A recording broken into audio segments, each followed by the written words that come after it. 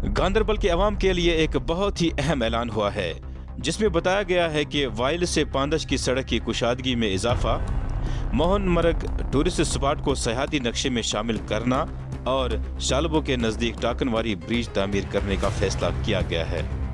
Spokes person Mohammad Hafeez Lone ने बताया कि ये तीनों प्रोजेक्ट्स बीजेपी यूनिट गांदरबल की मेहनत की बिना पर मंजूर हुए हैं और इनका क्रेडिट वाकई बीजेपी के गांदरबल के सदर और इनकी टीम को जाता है।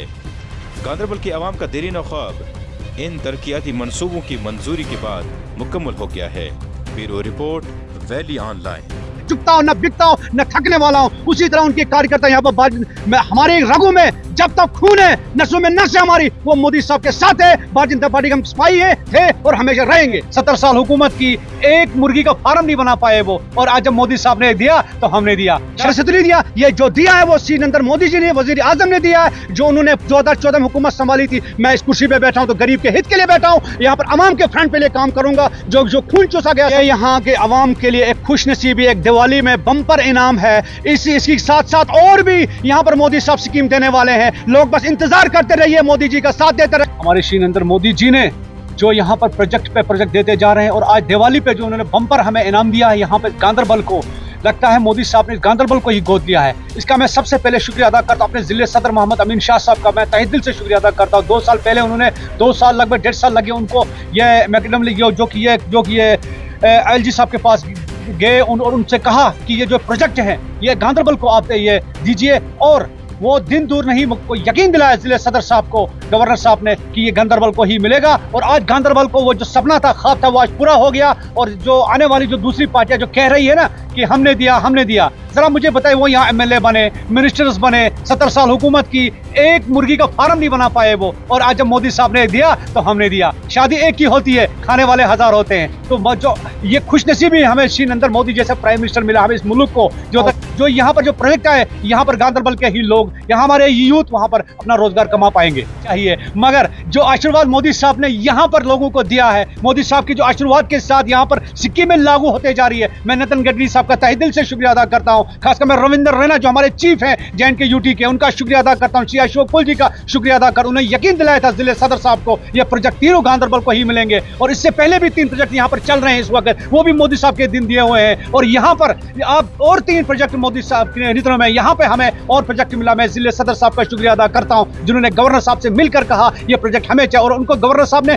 जिले सदर साहब को यकीन दिलाया था ये प्रोजेक्ट गांदरबल को ही मिलेगा। अब दूसरी पार्टी को कहना है, उनके पास कोई अल्फाज ही नहीं है, लोगों के पास जाके क्या कहेंगे, उनको तालियां चाहिए। हमें तालियों की जरूरत नहीं है, हम लोगों को यहाँ रोजगार देने आए, लोगों को गुर्बत हटाने आए। हमारा काम यही है, गरीब को यहाँ पर खुशी मुस्कुराहट उनके चेहरे पे देना।